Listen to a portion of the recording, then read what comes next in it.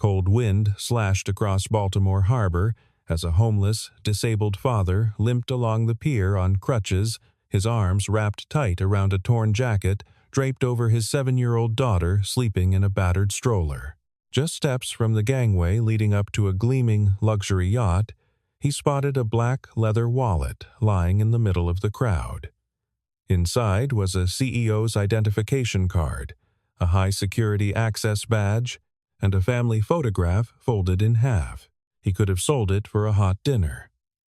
But he turned back, and the moment he raised that wallet into the air, the security alarm began to scream.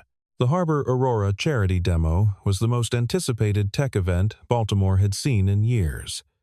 A 300-foot yacht sat anchored at Pier 7, its white hull gleaming against the gray November sky. Banners stretched between lampposts announced the unveiling of an autonomous medical rescue drone system and an AI-powered port coordination platform technology that promised to save lives during maritime emergencies.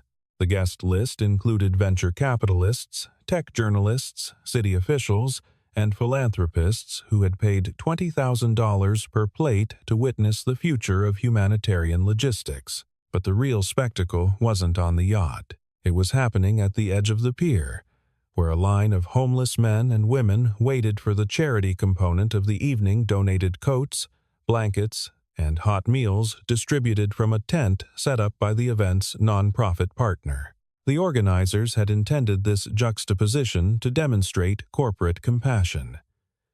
What they hadn't anticipated was how that collision of worlds would expose something far darker than anyone expected. Finn Carter stood near the back of that line, his weight balanced precariously on a pair of aluminum crutches that had seen better days. He was 38 years old, though the lines etched into his face and the gray threading through his dark hair made him look considerably older. His left leg throbbed with the familiar ache of bones that had never healed properly, a constant reminder of the industrial accident 3 years ago that had taken everything from him except the one thing that mattered most. That one thing was currently curled up in the stroller beside him, a threadbare blanket pulled up to her chin. Gwen Carter was 7 years old, small for her age, with her father's dark eyes and a stubborn jaw that came from her mother. She had fallen asleep 20 minutes ago, exhausted from walking the streets, while Finn searched for odd jobs.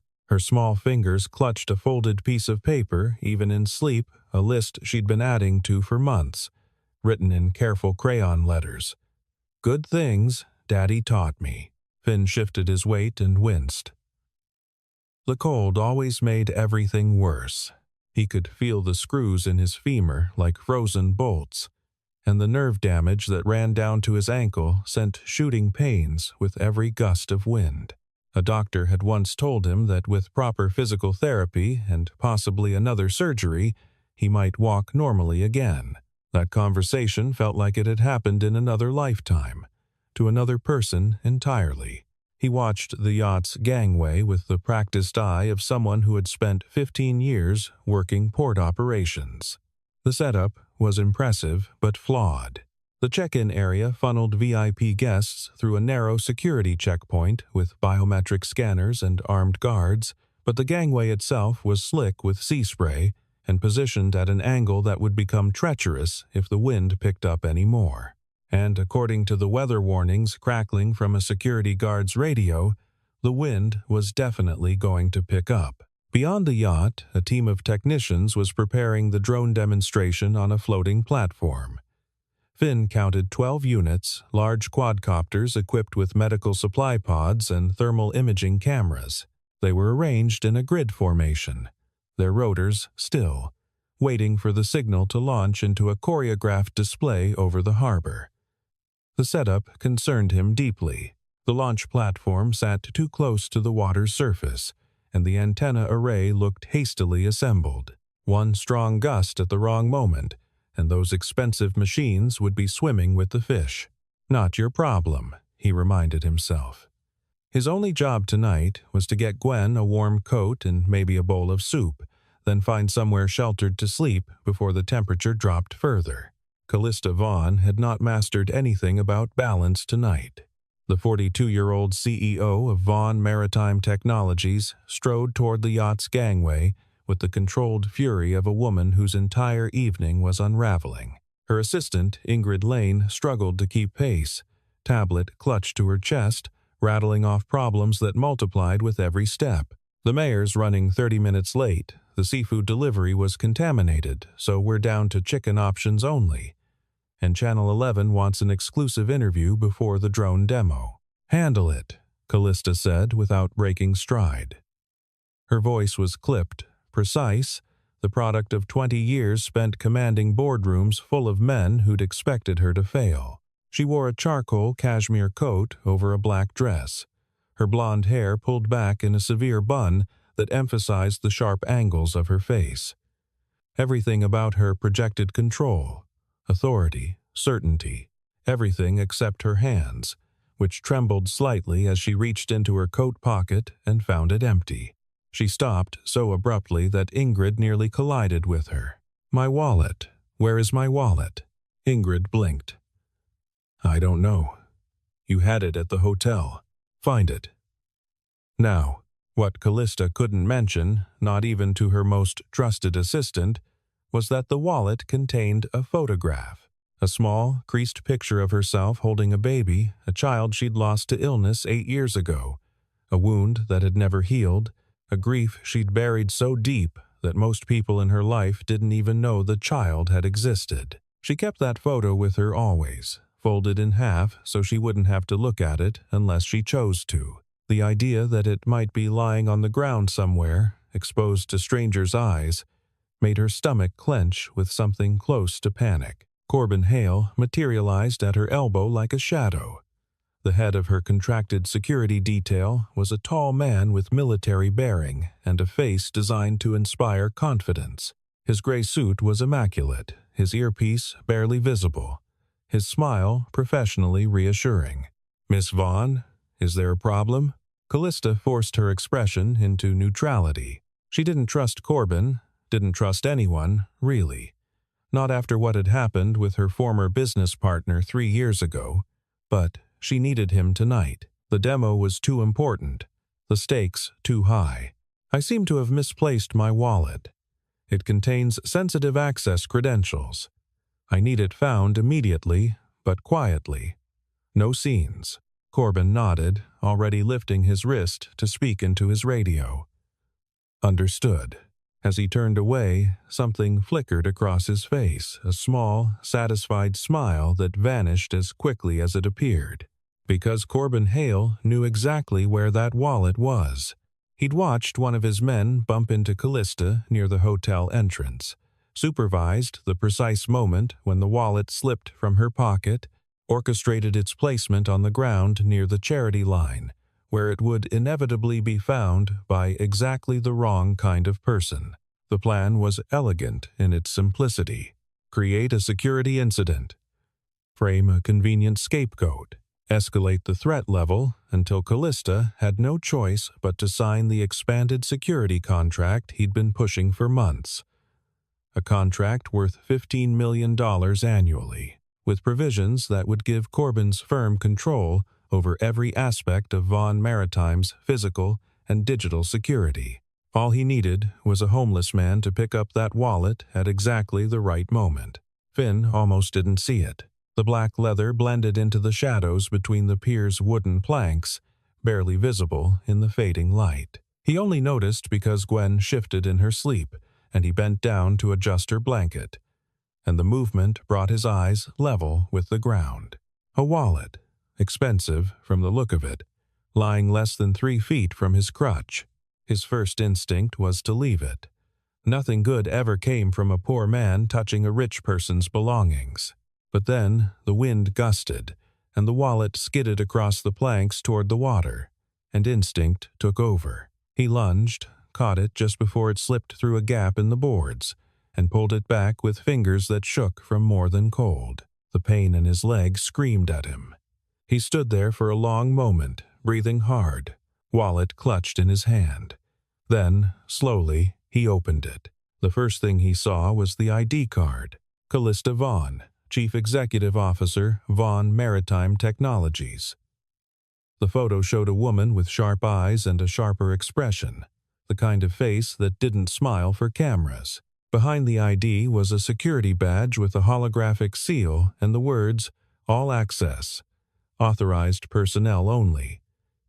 Finn recognized the type. During his years at the port, he'd seen similar credentials on executives who never seemed to realize how much power they were carrying in their back pockets. And then there was the photograph. It was folded in half, tucked behind a black credit card. Finn shouldn't have looked. But his fingers moved before his brain could stop them, unfolding the picture just enough to see a younger version of the woman from the ID, cradling an infant wrapped in a yellow blanket. The woman in the photo was smiling a real smile, unguarded and full of joy, nothing like the Ice Queen on the ID card. Finn folded the picture back and closed the wallet. He stood there for a long time, feeling the weight of it in his hand. $20,000, maybe more, if he found the right buyer for those credentials. The security badge alone could fetch a fortune on certain corners of the internet. Enough money to rent a room for a month. Enough for medicine. Enough for Gwen to sleep in a real bed, eat real food, maybe even go back to school. Just this once, a voice whispered in his head. No one would ever know. No one would care about one more crime committed by one more homeless man. The world had already written him off. Why shouldn't he take what he could get? "Daddy?" Gwen's voice was small, sleepy, confused. She'd woken up, probably disturbed by his sudden movement. Her dark eyes found his face, then dropped to the wallet in his hands. "Who dropped it?" she asked. Not, "Can we keep it?" Not, "What's inside?" Just a simple question, asked with the innocent certainty of a child who had never learned that the world expected poor people to be thieves. Finn looked at his daughter. He thought about the list in her pocket, the one she'd started keeping after he'd explained why they couldn't take the $20 bill they'd found blowing down the street last spring. Good things Daddy taught me. Number 1 on that list. Return things that aren't ours. Someone important, Finn said quietly. I'm going to give it back. He tucked the wallet carefully into his jacket pocket and began the painful process of maneuvering toward the yacht's security checkpoint. The guards saw him coming from 50 feet away. He could read their body language, shifting the squared shoulders, the hands moving toward belts, the dismissive glances exchanged between men who had already decided what kind of person he was. Sir, this is a restricted area. The charity distribution is at the far tent. I know. Finn kept his voice calm, unthreatening. I found something, a wallet. It belongs to your CEO. Sure you did. Why don't you hand it over? I'd like to return it myself. That's not going to happen. Hand it over, now. From his position near the gangway, Corbin Hale watched with satisfaction. He spoke into his radio. I have eyes on a suspicious individual near the charity line. Male, homeless, appears to be in possession of stolen property. Do not let him approach the principals. He turned to a young guard named Otis Ward. You see him? The one with the crutches? Otis looked. He saw a tired man in dirty clothes, one hand on a stroller containing a sleeping child, the other raised in what looked like surrender.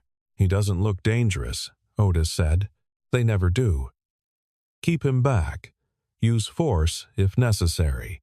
Otis hesitated long enough for something uncomfortable to flicker across his face, then moved toward Finn with the other guards. The next 30 seconds happened in a blur of shouted commands and rough hands. Finn felt himself seized by the arms, his crutches knocked away, his body forced toward the ground while voices demanded he stop resisting, even though he hadn't moved at all. The wallet, he shouted. I'm trying to return it. He's got something in his pocket. Daddy. Gwen's scream cut through the chaos like a knife. She'd scrambled out of the stroller and was trying to reach him, her small fists pounding against the leg of a guard who didn't even seem to notice she was there. Let go of my daddy. He didn't do anything. And then the alarm went off. The sound was deafening, a shrieking wail that echoed across the harbor and brought everyone within 100 yards to a complete standstill. Red lights began flashing along the security checkpoint. The massive LED screens positioned around the pier switched to a single flashing message. Security alert. Unauthorized access detected. Finn, face pressed against the cold wooden planks, watched as dozens of pairs of expensive shoes hurried past his line of sight. He could hear Gwen crying somewhere nearby, could feel the knee of a security guard pressing into his spine, could taste blood where he'd bitten his tongue during the takedown, and above it all, he could hear Corbin Hale's voice, calm and authoritative. Secure the area. We have a potential breach. This man was attempting to approach the CEO with stolen credentials. The crowd parted as Callista Vaughn descended the gangway, her face a mask of controlled fury. "Report," she said, her voice cutting through the chaos. Corbin stepped forward. "Ma'am, we've apprehended an individual attempting to breach the security perimeter. He was carrying your wallet containing all access credentials. Given the timing of the drone demonstration, where is he?" The guards parted. What Callista saw made her stop cold. A man in ragged clothes, face pressed against the ground, blood trickling from a split lip. Beside him, a battered stroller, and clutching the stroller's handle like it was the only thing keeping her upright, a tiny girl with tears streaming down her face. "I just wanted to give it back," Finn said. "The wallet. I found it on the ground. I was trying to return it." Callista's eyes moved to the wallet, which one of the guards was holding up as evidence. She could see her ID card visible through the opening, could imagine the photograph inside being handled by strangers. "He's lying," Corbin said smoothly. "Classic misdirection. We should call police, press charges." Callista didn't respond. Her gaze had shifted to the little girl, who was staring at her father with an expression Callista recognized all too well. It was the look of a child who believed her father was a hero, even when the whole world was telling her otherwise. "Let him up," she said quietly. Corbin's smile froze. "Ma'am, I really don't think—" "Let him." The guards released their hold. Finn slowly pushed himself to his feet. Without his crutches, he had to lean against the stroller for balance, his damaged leg trembling with the effort. Gwen immediately pressed herself against his side. "Daddy, are you okay? They hurt you." "I'm fine, sweetheart." Callista studied him. His clothes were worn but clean. His face was weathered but intelligent, his eyes meeting hers without shame or defiance. "You found my wallet," she said. "Yes, ma'am. It was lying on the ground. I saw your ID, figured you'd need it back. And you didn't think about keeping it? Selling it?" Something flickered across Finn's face. "I thought about it. But my daughter was watching. And I made her a promise a long time ago about who we are, even when things get hard." Callista glanced at Gwen, who was still clinging to her father's waist, her dark eyes blazing with protective fury. "What's your name?" Callista asked. The girl's chin lifted. "Gwen. And my daddy didn't steal anything. He never steals. He's a good person, and you're all wrong." A journalist named Vivian Knox had pushed to the front of the crowd, cameraman behind. Callista could see the headline forming. "Billionaire CEO accuses homeless father of theft at charity event." "This is a misunderstanding," Callista said carefully. "Mr. Carter found my wallet and was attempting to return it. There will be no charges." "Ma'am," Corbin interjected, "I must insist we conduct a full security review. The demonstration. What time is it?" 7 minutes to launch. A gust of wind swept across the harbor, strong enough to make the yacht creak. Guests stumbled on the slick pier, and on the drone platform, one unit shifted, its rotors beginning to spin without authorization. Henry Stone, the lead engineer, was the first to notice. "That's not right," he muttered, fingers flying across the touchscreen. He tried to override, but the system rejected his input. Another warning appeared. Then another. 4 drones lifted off in a ragged, uncontrolled formation. They climbed 20 feet, then 30, rotors screaming against the wind. "Shut it down!" someone shouted, but Henry couldn't shut it down. Someone had inserted commands he couldn't access, couldn't override, couldn't even identify. The drones were flying a pattern he'd never programmed, moving toward the crowd. The wind gusted again, and Unit 7, carrying a medical supply pod weighing nearly 50 pounds, dipped sharply, its stabilizers fighting the crosswind. It dropped 10 feet in a second, skimming just above the heads of screaming guests who scattered in every direction. Finn saw it all happen. His trained eye tracked the drone's trajectory, calculated its path based on the wind patterns, and arrived at a conclusion that made his blood run cold. The drone wasn't going to crash into the water. It wasn't going to hit the yacht. It was going to slam into the section of pier where the crowd was most densely packed, right next to the guardrail where Gwen was standing. Time seemed to slow. He couldn't run, his leg wouldn't allow it. He couldn't shout a warning in time, the drone was moving too fast. All he could do was throw himself forward, abandoning his crutches, landing hard on his damaged leg, wrapping his arms around his daughter, and rolling them both toward the thick steel mooring post as the drone screamed past, close enough to feel the wind of its rotors, close enough to see sparks as its landing gear scraped the guardrail where Gwen had been standing half a second before. The drone spun out over the water, fought the wind for another few seconds, then plunged into the harbor with a spectacular splash and a shower of electrical sparks. Silence fell over the pier. Then Gwen's voice, small and trembling. "Daddy, you're bleeding." Finn looked down. His hands were scraped raw from the wooden planks, and his leg, his bad leg, was twisted at an angle that promised days of agony. But Gwen was unhurt. That was all that mattered. "I'm okay," he said. "I'm okay, sweetheart." Callista had watched the entire sequence unfold.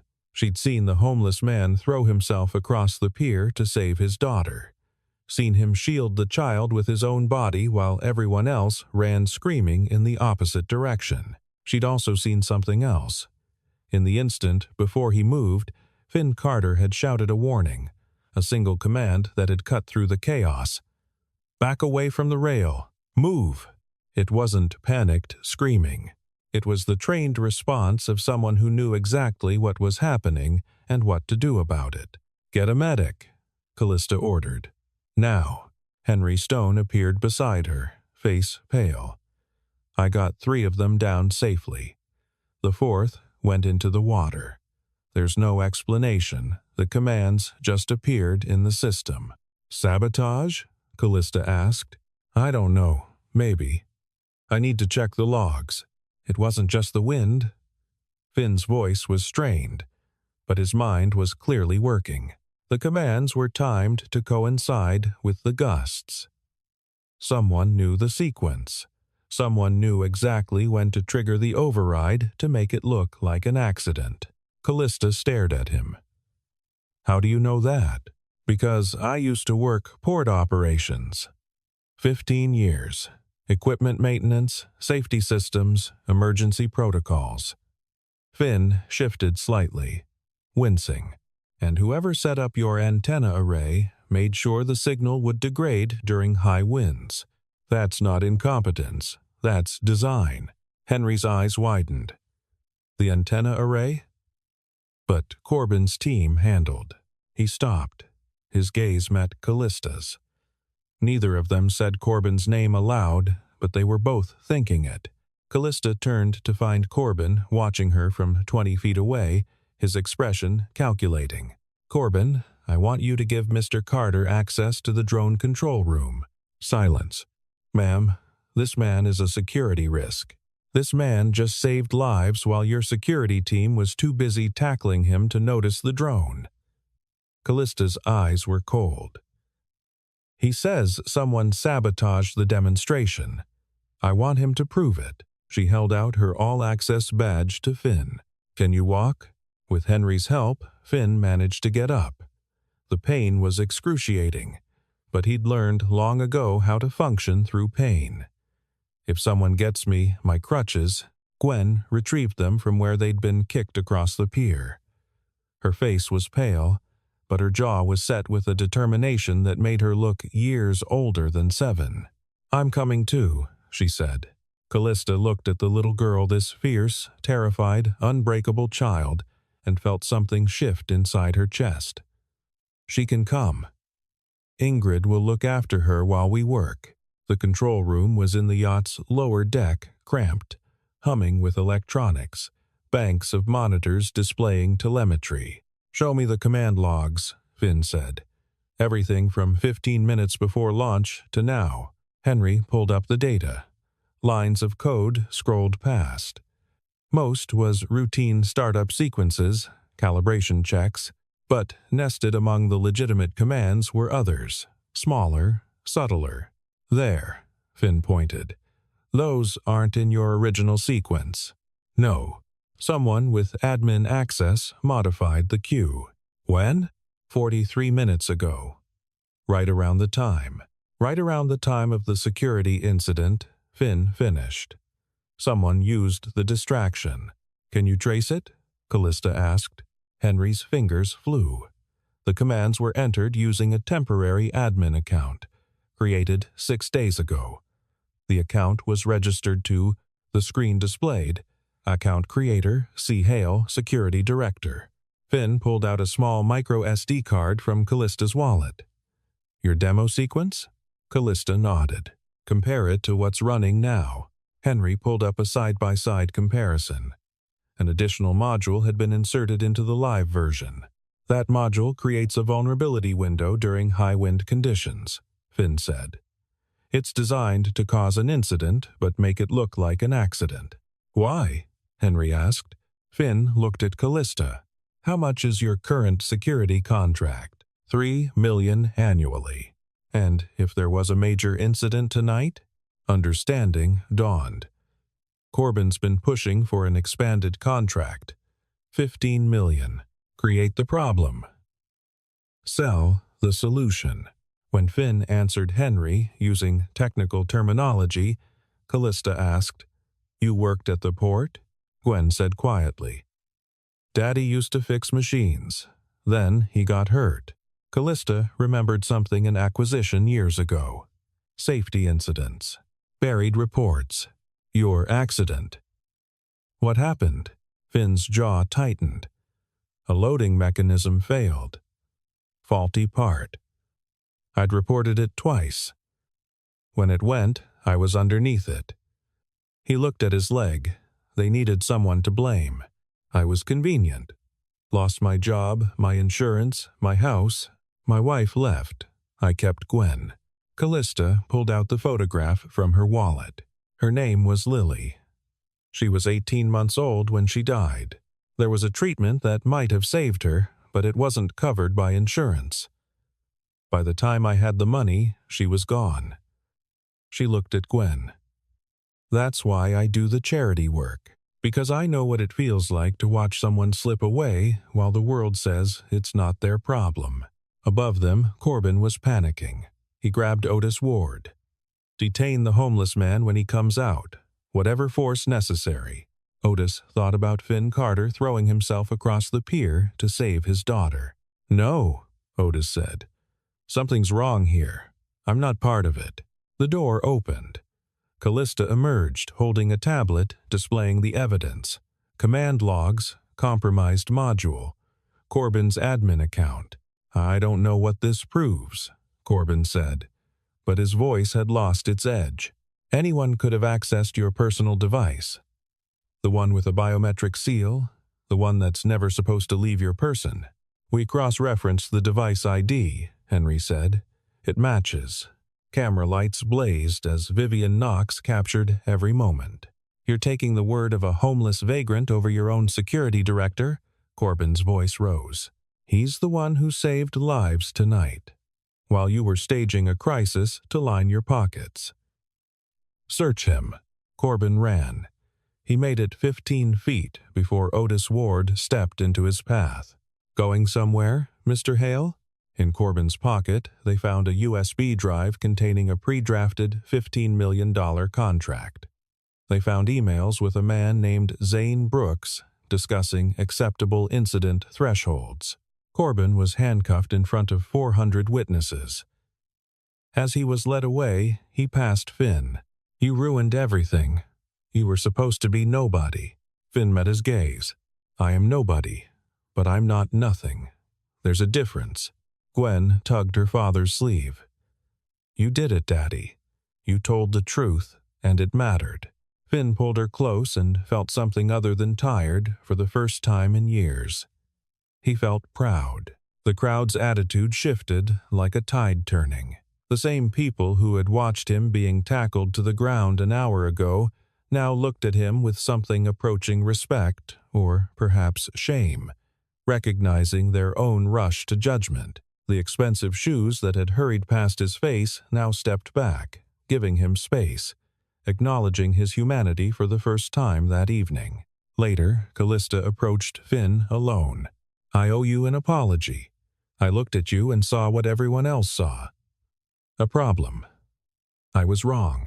She paused. "I'm not offering you money. I'm offering you a job. Safety and field advisor for our port operations. You know these systems better than half my engineers." Ingrid produced a folder. "Housing an apartment near a good school. Medical coverage for your leg. Education support for Gwen." Finn stared. "Because you deserve better than what you got. Because my company owes you a debt. And because your daughter made a list of good things her father taught her, and tonight you proved every item on that list is true." Finn looked at Gwen. "What do you think?" Gwen considered carefully. "Would I get to go to school? With books and everything?" Callista smiled. "With books and everything." Gwen looked up at her father. "Then I think we should say yes." "Okay," Finn said quietly. "We'll say yes." 1 week later, Finn and Gwen moved into their new apartment. Small, just 2 bedrooms, but to them it might as well have been a palace. Gwen had her own room for the first time. She spent the first hour opening and closing the door, marveling that she could. A knock interrupted Finn's thoughts. Callista stood in the hallway carrying a small box. Inside was Finn's wallet, restored and polished. Beside it lay a library card with Gwendolyn Carter printed across the front. "Every good story starts in a library," Callista said. Gwen's face lit up. "For me?" "For you." Then Gwen said. She produced her list and held it out. Number 1. Return things that aren't ours. Daddy taught me that. And because of that, everything got fixed. Callista took the paper with hands that weren't steady. She read all 12 items and felt something crack open in her chest. "Your father is a good man," she said softly. "I know," Gwen replied with absolute certainty. Callista crouched to Gwen's eye level. "You saved your father tonight. When he was deciding about the wallet, he looked at you. He made the right choice because you were watching. And without meaning to, you saved me too." She stood and turned to Finn. "The board approved the safety fund. We're investigating the accidents from 3 years ago. If there are other people who got blamed for someone else's negligence, we're going to find them." Finn nodded. "That's more than good. It's not enough. But it's a start." She moved toward the door, then paused. "The job starts Monday. Don't be late." "I won't. Thank you for believing me when no one else did." Callista looked back at him, this man who had lost everything and still chosen to do the right thing. "Thank you for giving me a reason to," she said. Then she was gone. Gwen climbed onto the chair beside her father, library card clutched in her hand. "Daddy? Is this what happy feels like?" Finn thought about it carefully. "I think it's what hope feels like. Happy comes later, when you've had hope for a while and it doesn't go away." Gwen considered this. "Okay, I can wait." Outside, the sun was setting over the harbor, painting the water gold. Somewhere, a corrupt man was facing justice. Systems were being secured. Wrongs were being righted. And, in a small apartment on a quiet street, a father and daughter sat together, watching the light change, knowing tomorrow would be different. Finn reached over and took Gwen's hand. "So can I," he said.